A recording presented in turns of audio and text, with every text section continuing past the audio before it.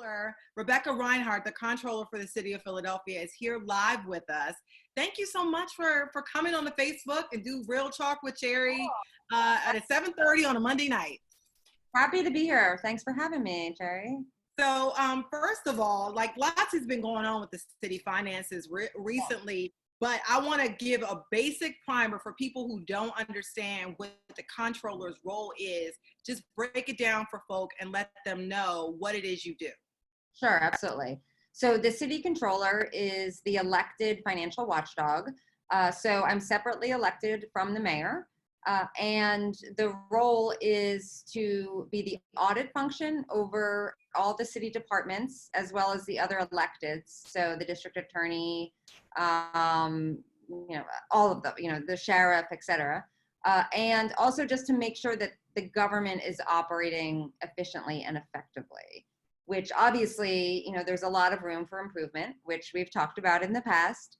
But that's in a nutshell what the city controller does is to sort of make sure that the city is running the way it's supposed to be from a financial standpoint and also from an operational standpoint. So because your job, you've done a number of reports, you've identified issues with the way, just give a couple of examples of some of the things, because it's not just it's a lot of different things that kind of relate to finances as well. Absolutely. So my office does the standard financial audits that are required by law.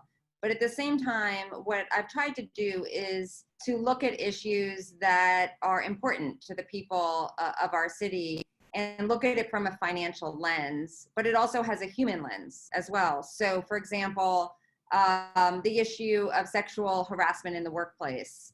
I've done a lot of work, did a big audit on that, how the city has been paying out millions of dollars in settlements, sometimes to repeat offenders, and at the same time, not handling the claims and the cases appropriately. So that's one example. My office has recently done work on gun violence and the problem of gun violence in our city. We looked at it from an economic lens because that's my role as the city controller. But the reason I wanted to look at it was to say, this problem is so big and so important. We all need to lean in and try to fix this. So I do try to look at all different types of issues that are important to the people here of our city. Yeah, and so you've been living through this COVID-19 crisis like the rest of us. So as a person who thinks in numbers and all those things, when this hit, what went through your mind? Well, the first thing is, probably what went through everyone's mind, oh my God, this is horrible, what's going on. But as it became more apparent how devastating and unprecedented the impact on our economy was, then I did think, oh wow, like there's of course the human impact is the biggest impact, right? The human impact is what is priceless, and that's what's most important. But from an economic and financial lens, anything that impacts our economy impacts the city budget, impacts what money the city has to spend on services. So, for example, with restaurants shutting down, with so many people getting laid off, the city's wage tax is expected to be hundreds of millions lower than anticipated. Sales tax is down. So all of the financial impact that is felt in the economy trickles down and is then felt by our city finances, like all cities across the country. Yeah, and I see a lot of people coming into the live. I just want you to tag a friend and share this video because we're talking about the city's finances. And so for people who don't understand, Rebecca, the city has to bring in money. Yes. And there's different revenue streams for bringing that money. And you just mentioned wage tax. There's a lot of ways that the city makes revenue. Sure. So just to give a sense of that, the city's budget is $5 billion. Okay, so a lot of money, obviously, but in terms of how that breaks down, the biggest revenue source is the wage tax. So the city, it makes up about 40% of our tax revenues. And then the sales tax, the property tax. So all these taxes are what the city uses then for police and fire and Department of Human Services and prisons and all the different services. That's how they fund, the city funds itself. Yeah. And so when we say lockdown, right? And nobody can go to work, right? A lot of people end up laid off.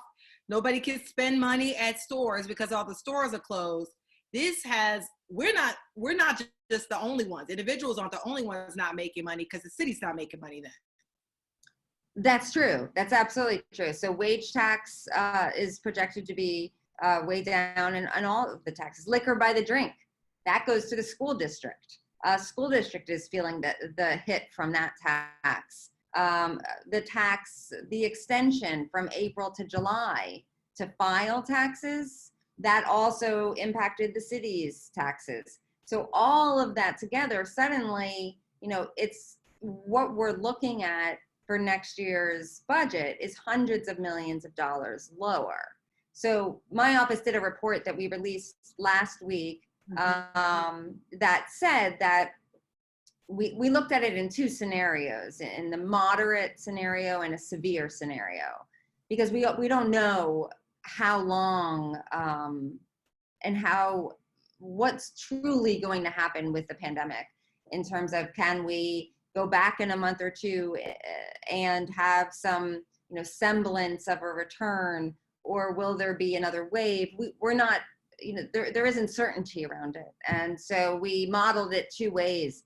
What we found, though, is that the city's going to lose somewhere between 350 and 645 million in tax revenues. It's a lot. Yeah. That's a big hole in a budget. And so, so you probably were not surprised when they said, look, we got to scrap this budget and come up with something else. But you did have you thought that there were ways to do it, but I mean, what was your thought process? Yeah. I mean, I still do. So the mayor, yeah, right. I know. I'm not shy with my opinions, right? So what I've said and continue to say is, I think that the city can operate itself better. And I'm not saying that this is an easy challenge to solve for a 600 million or so budget hole is not easy, but we all have to keep in mind, though, that the city has increased its spending by $1 billion over the last 5 years. So as the economy has done very well over the last 5-6 years, the city has increased its spending a good amount, much, much higher than the rate of inflation. So that, I think, presents an opportunity to say, okay, how can we do things better before just increasing taxes or cutting things? So yes, I do have some ideas in terms of what can be done, but it's not easy. There's not an easy solution to this. And I just want to say hello to some of the people who come into the live stream, to Dot, to Rose, to Lawanda, to Mike, to Angie, to Andre, Carla, Tony, Scott, Mike, everybody who's tuning in. We will be taking some questions just shortly, but I wanted to just say thank you and introduce you to our controller, Rebecca Reinhardt here. And she's going over, she came up with her whole plan before we knew what the proposal would be. And of course, a proposal is just that. There's probably going to be pushback, but what was your plan? How did you see, because we heard major cuts. And as I mentioned when we teed this conversation up, lots of folks from arts organizations, lots of workforce programming, like people are like hurting right now, and they're gearing up to protest this. What was your plan? And I will point out that you didn't think layoffs were necessary. I think that I think that there is a way to manage through this. and this is what I would say, that I sent a letter to the mayor outlining a few $100 million of cuts that could be made to the budget without impacting core services, layoffs, or raising taxes, which would be around, the first is overtime management. This stuff sounds a little boring at times, but the city spends a lot of money on overtime, and the management of that is, the controls around that are not great. So, and what we've seen in the city over the past several years is an increase in employee count and also an increase in overtime. And that shouldn't happen. Just getting overtime. They just getting overtime, and no one's really checking on you to see if you need that overtime, so to speak. Not consistently, right. And so what we found is that could easily save 40 million a year. Okay. Then if you look at every department taking, let's say, a 5% cut. Now the mayor's proposed some departments taking much bigger cuts than that. And then some departments not getting cut or even getting money added. If every department took a 5% cut, even if you left out public safety, that's another 75 million. If you include police and fire and prisons, that's 135 million. So I say these numbers because a 5% cut, I've worked within city government. The controller's office just offered up a 5.7% cut. We could do that. Every department, after years of increases, can take a 5% cut. So these are the types of things that I said, okay, we can get to at least a few $100 million through this. And then the city's reserves are at a high level right now, before this hit, which was a great thing. The city had built up its financial cushion. So there was and is room to maneuver with reserves. But this isn't easy stuff. I mean, I think in order to really get at this budget gap without layoffs, raising taxes, or really slashing things, we have to look at things differently and say, how do we run this better? Maybe we, open the budget up and say to the private sector or nonprofit or business leaders in Philly, what should we be doing better? Like, I just think that there's so much opportunity before we just go to cutting stuff, because people keep paying more, It sounds like you're talking about a scalpel approach versus taking the big bam, bam, we're just gonna chop things. It seems like it takes a little bit more precision and time. Yeah. We're talking about. Yes, I like that analogy, actually. Like, you have to spend this time to actually say, okay, we have, a $600 million gap we're going to fill. Let's cut it in 50 million chunks, 70 million chunks, to say this, we can do this. And some of it is just figuring out how to get through the next year and a half. The federal government also has a loan program. It is a loan program. It's not a grant program for governments, but for cities that are over a million population, and now it was just expanded because it's popular to smaller cities. They can borrow from the Federal Reserve 20% of the revenues, and to pay for that up to 3 years. So that hasn't been talked about either. So there is a bridge loan concept that the federal government, the Treasury, has set up for large cities. So I just bring that up because there are options, but this is a crisis, and we need to view it as such in order to reach a solution.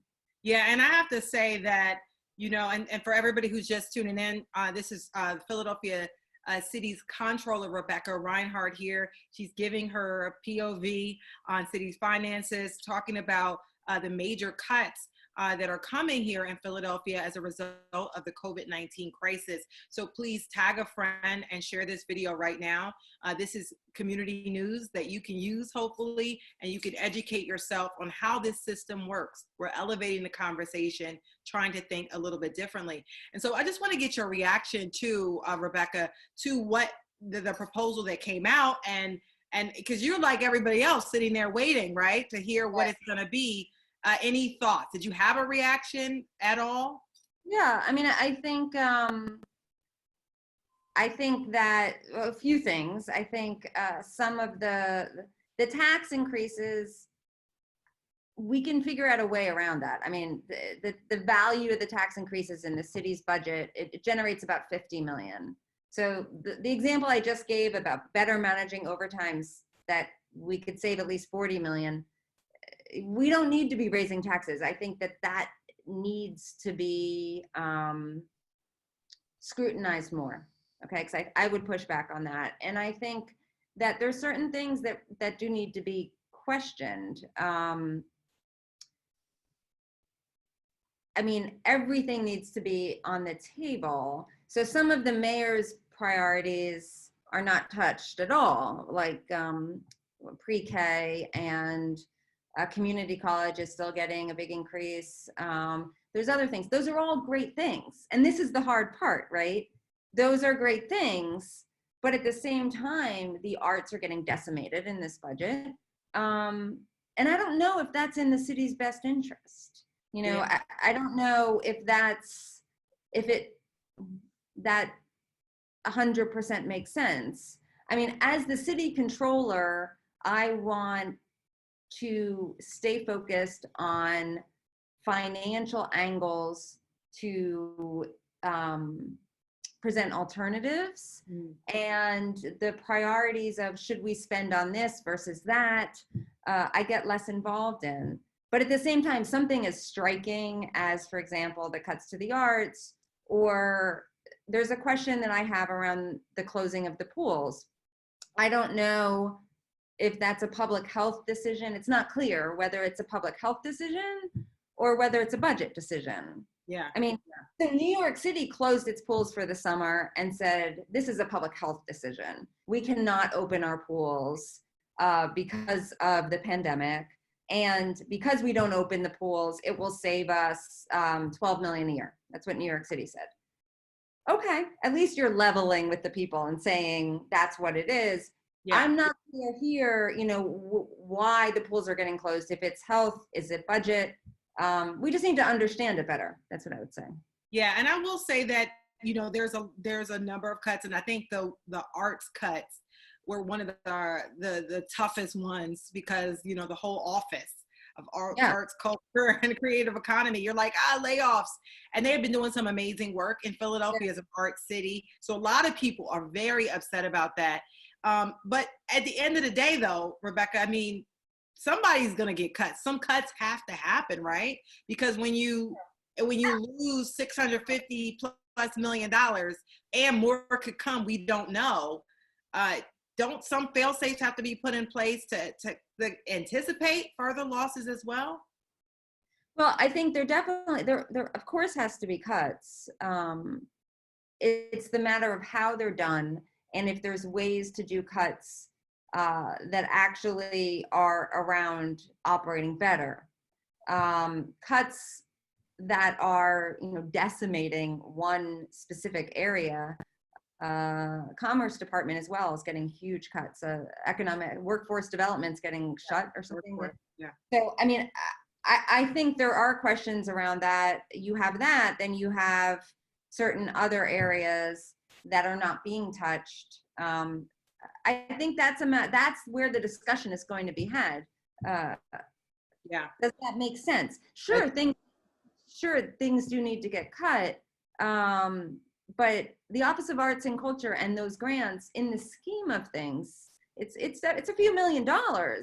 But we're talking, you know, I mentioned 40 million to save on overtime. You know, there's ways to do things. It's not easy. It's not easy. But yeah.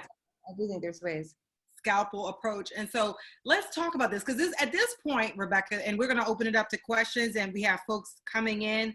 Hello, Liz, Yafet, Kareem, Daryl, April, George, Kevin, Anthony, Denise, thank you all for being here. And so Charlena, thank you for being here. And so I got to ask you this, the process. So this is just a proposal though. Right. So this is like the mayor plopping this thing in the middle of, you know, like, I don't know, rabid animals, and everybody's just going to rip it apart. That's part of the democratic process, is it not? Right. I mean, so this is the mayor's proposal. It was submitted to city council. City council has to approve, has to pass the budget. So there will be a lot of discussion. And then one thing that hasn't even started being discussed is the school district, which, you know, that's a whole nother shortfall that is going to be coming down the line. And it's something that, you know, I think as we move forward, maybe I could come on and talk again, but that's a different one. But I think this is just the beginning of the process. The budget needs to pass, the city's budget needs to pass by the end of June. So we have a good 6 weeks right now for, you know, people want to speak their mind, and they should speak their mind, because this is everyone's city, right? It's all of our tax dollars. It's all of our priorities. So it matters, absolutely.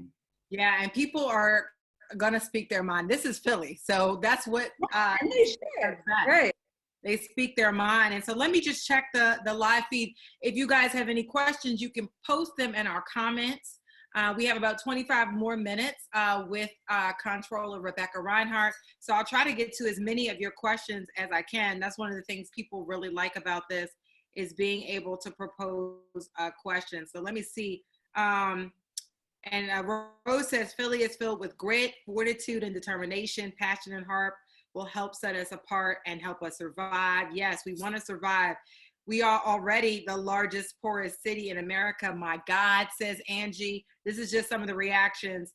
And Rose says, Rebecca, you have a huge job, and huge is in all caps there. And so they said social injustice is a tremendous issue, and bigger now more than ever. And people really like you. They're giving whoop whoop. They call you brilliant. Oh, thank you. Get a lot of love here. And Kareem says, what about the tax abatement? Could this be on the chopping block? Is that something you thought about? That's interesting. I mean, the tax abatement got so much attention. It seems like a long time ago, but it was only like 6 months ago when the changes were made to it. And I had, you know, sort of pushed at the time. My office did an analysis on it to say that there should be a cap on it, that there should be some, you know, top level to it, because over 50% of the benefit of the abatement goes to properties valued over 700,000. So you that statistic in and of itself, to me, is the abatement in a nutshell. That, like, there's something just unfair about it. But at the same time, you know, I don't know if that's going to be on the table. It's an interesting question, especially on the school district side. Yeah. I think there would be a lot of pushback from the business community now, more than before, because their industry is now hurting.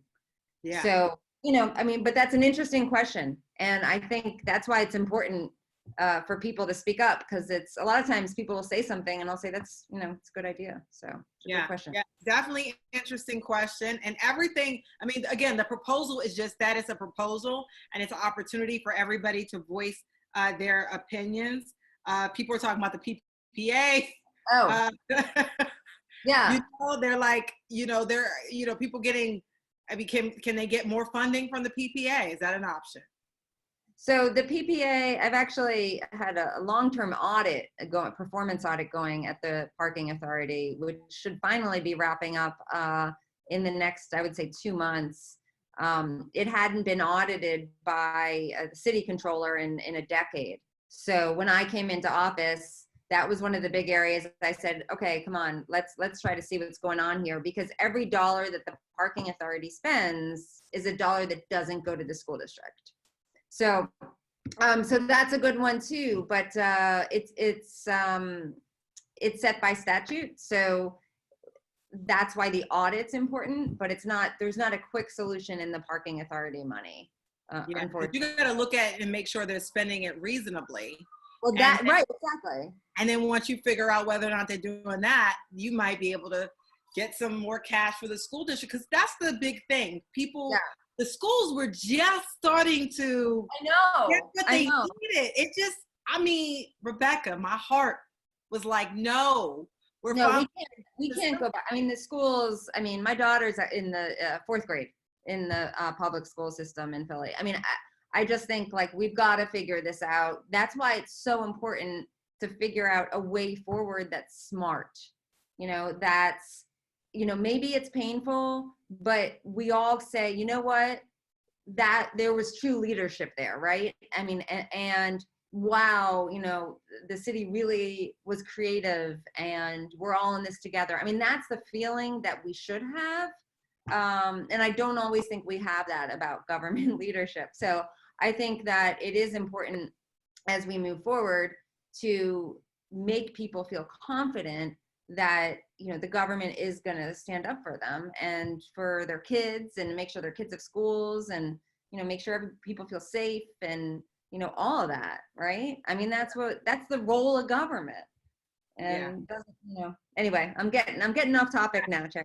No, I hear that, and everybody who's listening right now, please tag a friend and share this video. We're talking to Comptroller Rebecca Reinhardt about the city's finances. Huge budget cuts have been proposed. There's going to be a lot of pushback. There's going to be a lot of debate over this, but June is coming fast. I feel like we're getting close to middle of May, and I know it's just the beginning of May, but it's like time is flying. So a lot of people upset about workforce development being cut, and they're like, you can't lift people from poverty if they don't have training to get jobs. Can you tax more? This is another thing. You know, this is people's chance, Rebecca, to tax everybody that never gets taxed. They're like, what about these universities? What about getting some money from these other organizations who have been exempt? What about them? No, okay. So those are called pilots, payment in lieu of taxes, and that is a good question, because universities such as University of Pennsylvania doesn't pay property tax, right? They have endowment that's in the billions. I think that is an interesting point. I mean, I think that cities like Boston collect a pilot, a payment in lieu of tax. Of course, our nonprofits, large nonprofits, I'm talking about, have pushed back on that. They don't want to pay it. But I do think that everything needs to be on the table before taxing our people. I mean, the idea of raising taxes again on, you know, the people of our city, and then cutting some of these programs that help the people of our city when we are the poorest big city in the country, it doesn't feel right. So I think we really need to think hard about it and be creative about thinking about all those things before raising taxes or making these significant service cuts. You know, I mean, that's where I think that I would push back on what the mayor's proposed budget is, which is to say, I think we need to make sure that we are doing everything, and I don't think we are yet, before we say we're going to raise taxes or significantly cut services. So that's would be what I would say.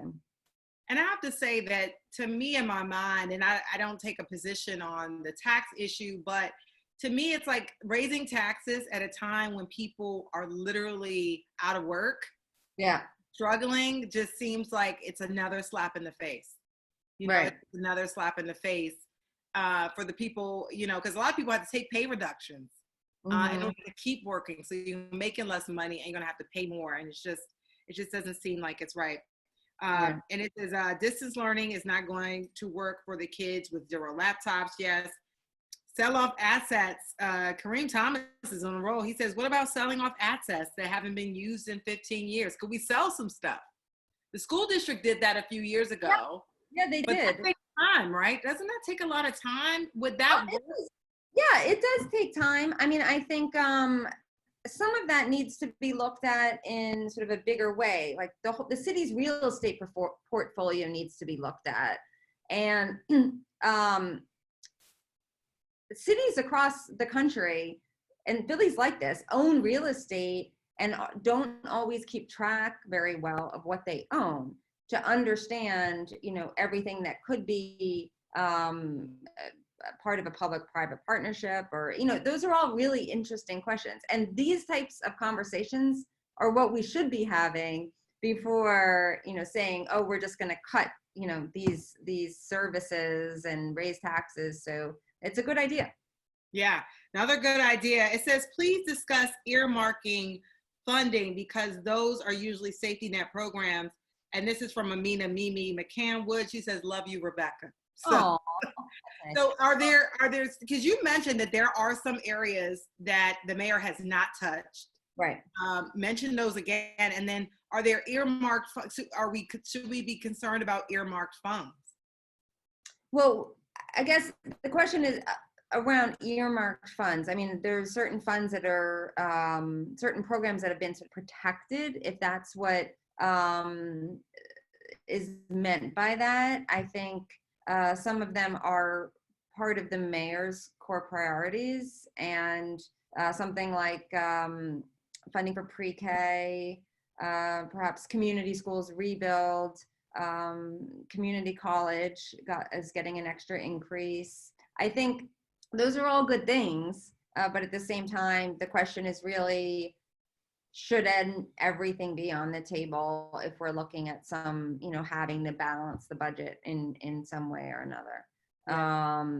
So that's what I would say on that we have to really look at everything in order to come up with something that's fair. I mean, this is a big challenge. But again, I mean, the city's increased spending by $1 billion over the last 5 years. Now we have to cut it back, you know, and it's in a big way. But government should be able to do it. Yeah, because that's more than $500 million. We're talking about lots of money that the city needs to fill the hole, and it could be more spending on this COVID-19 to come in the fall. That's the other part, because can you even think ahead when you're making this budget? Do you have to leave?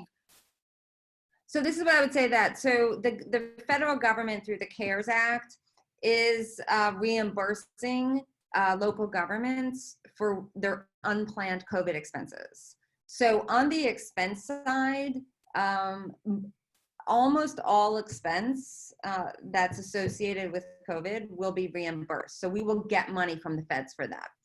So that's a good thing. I mean, the city passed about an $85 million ordinance to spend extra, and that will be reimbursed by the federal government.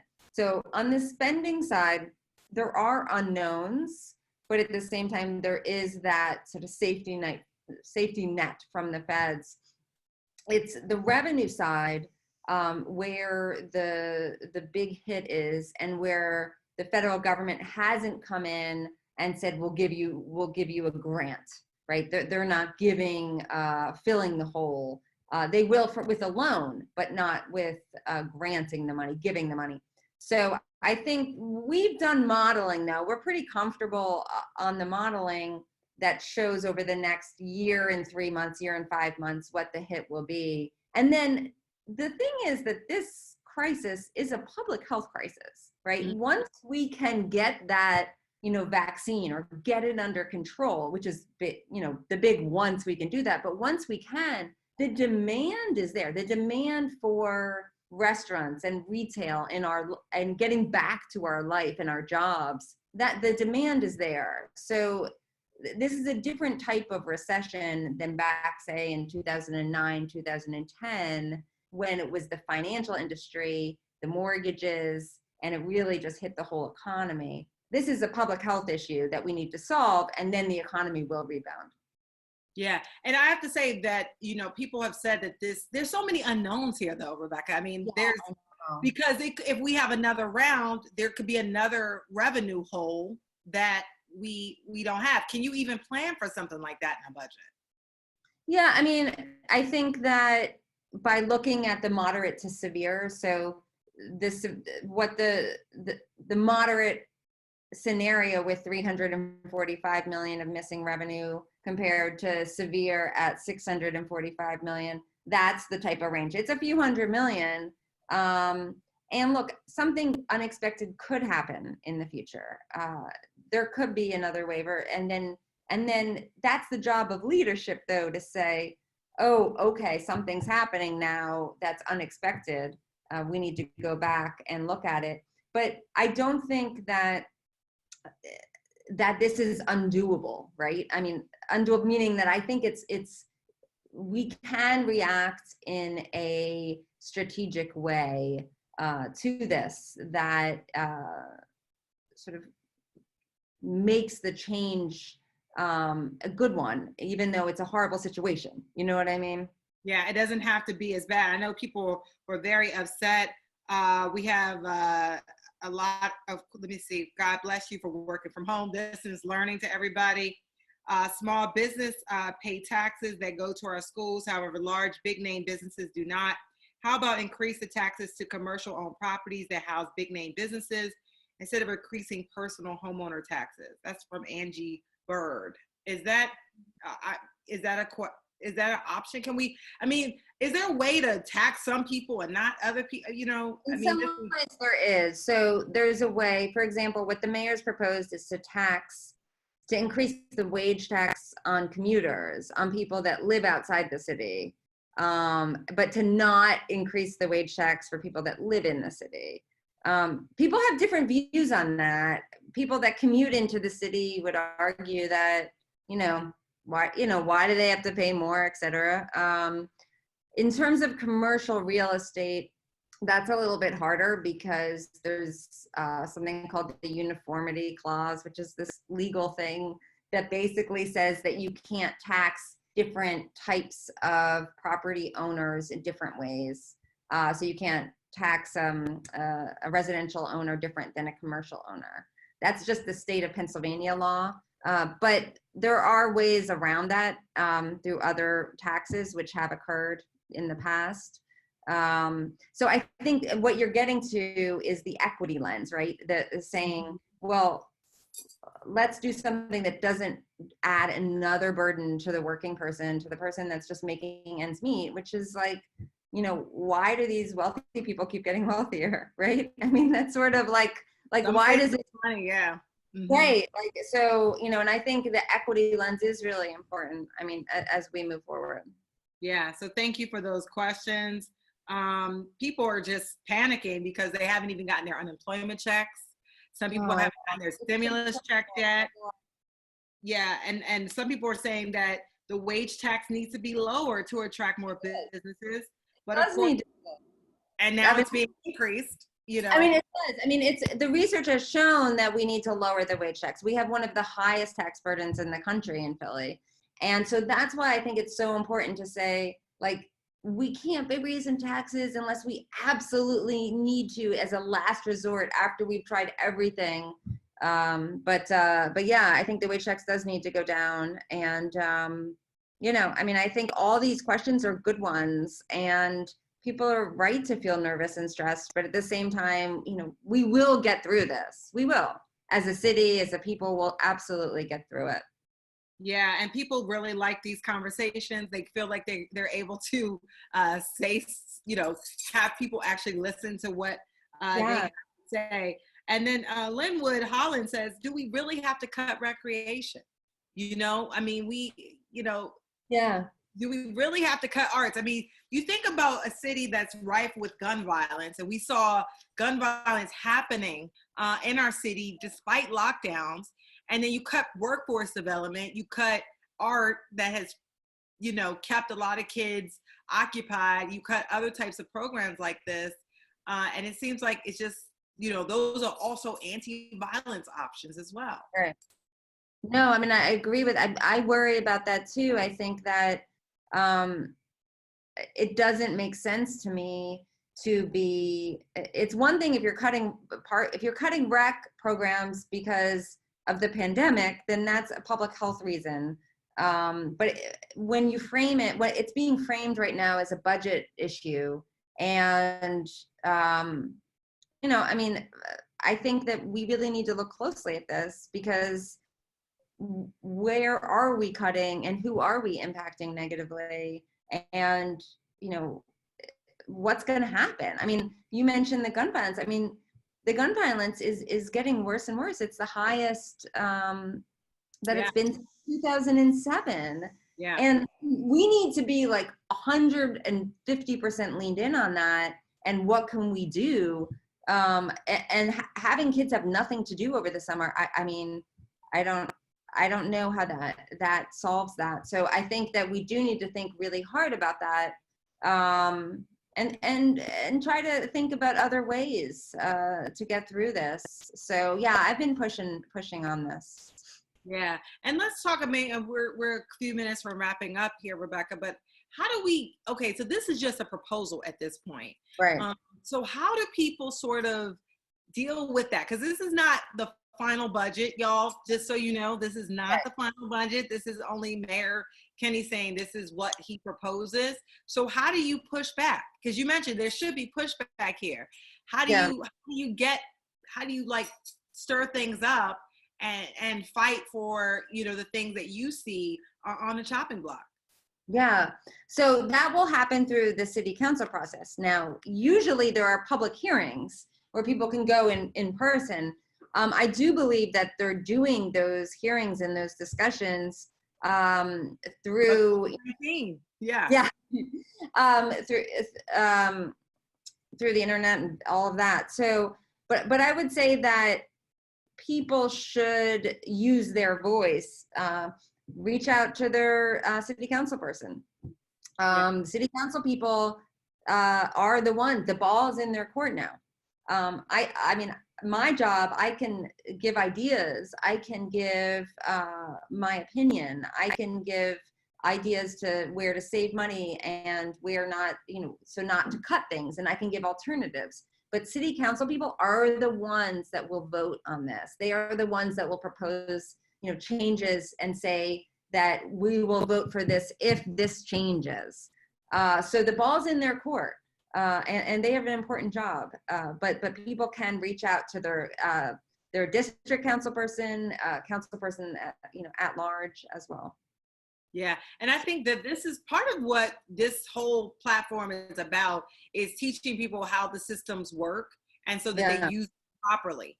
Because a lot of times people complain to the wrong places, and that person or whatever can't do anything for them. But if you blow up your city councilman's or city council person, I'll say, because I don't want to. I feel like I'm stirring up the trouble tonight. I'll stir it, Rebecca, I'll shield you from this. But no, I mean, that's, if you don't like certain things, that's what democracy is about. It's about speaking up. And this is just a proposal, because people were like clutching pearls, having, Sanford and Son heart attacks, and that's dating, Sanford and Son. But it's like, this is not it. This is not it. And and there's other ways of doing it. And that's one of the reasons why I wanted to talk to you, because if it's a proposal, this doesn't mean that there aren't other ways of doing things. Absolutely. Absolutely. And there are other ways. And I think that will be the discussion that's had over the next 6 weeks. So I think that to me, the mayor submitting his proposed budget on Friday was the starting point of the discussion for the next 6 weeks that'll occur. Yeah, so this is just the beginning of the process. And so, Rebecca, you did give us a preview of some of the stuff you're working on, because you're always busy. You got she likes to drop bombs. Like, these reports are like, boom, like drop bombs, boom. And so I want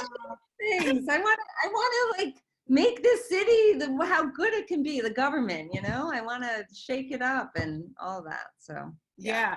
and that's the thing, like, and just to talk a little, we're gonna have a little fun chat right now because you doing your job. I mean, you don't make. I mean, you blowing up different offices who are doing things that they could change and showing what they could be doing better. Yeah. How do you keep your resolve? Because like it's tough being the one that can kind of make people mad or stir the pot. Yeah, I mean, it's interesting. I mean, there's a lot of people in departments that actually want to do the right thing, and that when my office does an audit and makes suggestions, that they actually say, "Oh yeah, okay, like we can do it a different way," and those are the easier ones. This my job does take some fighting, right? I mean, there are certain things that some people in power don't want changed. Mhm. And to me, if someone gets more, because I feel like, it shouldn't be that entrenched. So in terms of my resolve, I just feel like the city deserves a government that works and that is transparent and is accountable to the people. It's the people's money. It's all of our city. And that's what keeps me going, because I want our local government, our city government, to work for people, all of our people. And when it doesn't, it's so maddening to me that it just strengthens my resolve. And I said, okay, you're going to fight, I'm going to fight too. So here we go. Oh, And yeah. we'll go from there. You get gloved up and ready to fight. And so you mentioned that you're going to be working on this PPA situation. Yes, we are in the midst of finishing up an audit of the parking authority. So can't say more at this point, but yes. I can come back. We can talk more. We'll talk more about that when it comes up. Anything else interesting that you can say you're working on right now, or is it too soon? We've got a few things that we're working on. We have an audit of the city's new payroll system that you might have read a little bit about, paying people incorrectly and all types of things like that. We have an audit coming out. Can't say more about that either at this point, but we have a few things, behavioral health and a few other things. So, Yeah. we'll see though. And tell me the thing you have the most fun part of your job, because it seems like when I was in school and I was thinking about accounting and audit, I was like, oh my god, all these numbers. But you make auditing like it seems cooler to go in there and be like opening up the PPA boxes, looking through files. That has to be. I'm like, ooh, what's in there? Yeah. So what's the fun part of your job? The thing that you love the most? I mean, I always love numbers though. So to me, it's like, to me, numbers are about, the budget's about priorities. If you follow the money, you can find who's doing things right and who's doing things wrong. But I have fun with it. I do. It's never dull. I just have fun with it. But,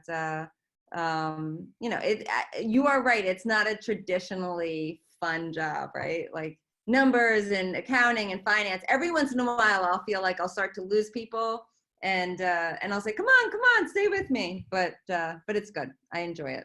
Well, that's absolutely wonderful. So, and I want to say thank you to you for coming on Real Talk with Cherri, talking about the city's finance, breaking it down for all of us who are trying to understand what's happening, what it means, and contact your city council person here in the city, your at-large person. We have a whole host of them, half a dozen basically of them that you can reach out to, because this proposal that's out is just a proposal.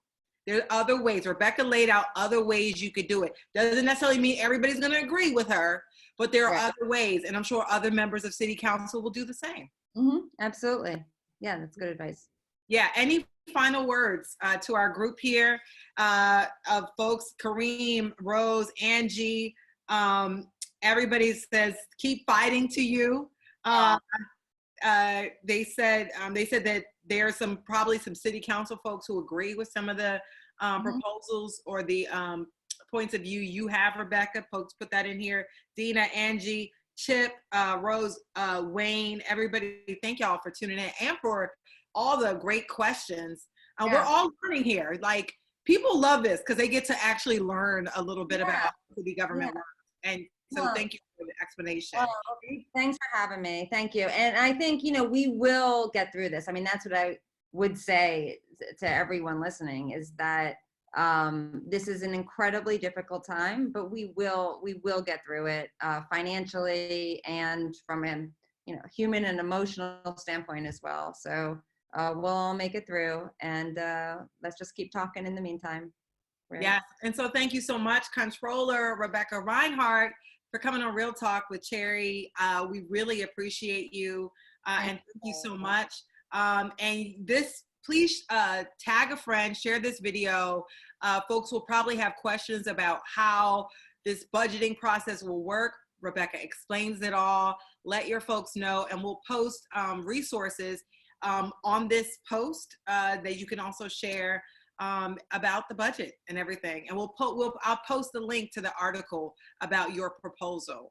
And so folks can see that laid on out. And also we'll post information about the mayor's proposal as well. You need to evaluate and just look at the different options that are available. And you may not agree with any of them, but make sure your voice is heard. So thank you so much, Rebecca.